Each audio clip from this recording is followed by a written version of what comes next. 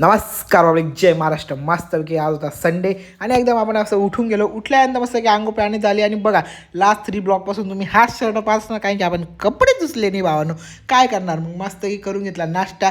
नाश्त्यासाठी होते आज पोहे आणि मस्त की आलू भुजिया भावानो.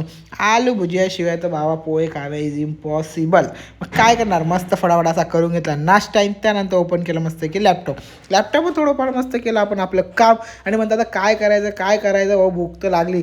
आपण बनवून टाकली मस्त गोटेल वांग्याची भाजी आणि भाजी बनवता होऊन गेला आमचा पोपट, कारण की आमची तर लाईटच चाललेली भावांनो.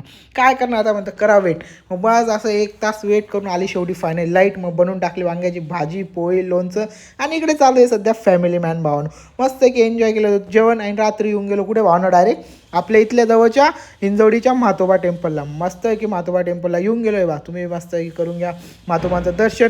आणि या मंदिरात आल्यानं भावानं, या मंदिराचं जे स्ट्रक्चर आहे ना, 1 नंबर असं स्ट्रक्चर आणि जी शांती भेटते ना भावानं इथं आल्यानंतर, 1 नंबर. फुल असं शांत आणि खूप असं टेकडीवर मंदिर, तर 1 नंबर असा फील आहे भावना. आणि बघा हे स्ट्रक्चर जसं की एकदम ओल्ड राहत नाही का, त्यानुसार या मंदिराचं स्ट्रक्चर होतो. तर मस्त की असं दर्शन घेऊन घेतलं आणि निघालो कुठे भावानं, डायरेक्ट रूमला जाण्यासाठी. रूमला जाता तेवढंच आपलं पोट म्हणे मालिक और कुछ. मग मस्त की खाऊन घेतलं आपला डाबेली वगैरे खाल्ल्यानंतर येऊन गेलो आपलं पीजीला. त्यानंतर खाल्लं आपण डायरेक्ट काय भावना, पनीरची भाजी. तर पनीरची भाजी एन्जॉय करून आमच्या इथं परत एक मंदिर होतं दत्तांचं. हर्षभाऊ म्हणे चला म्हणे, तिथं यायला लागलो आणि तिथं पाहिलं बाई काय 1 नंबर कलाकृती केली होती. मग आता करून घेऊ दत्तांचं दर्शन. आता भेटूया नेक्स्ट ब्लॉगमध्ये. करून घ्या तुम्ही फॉलो अँड शेअर. चलो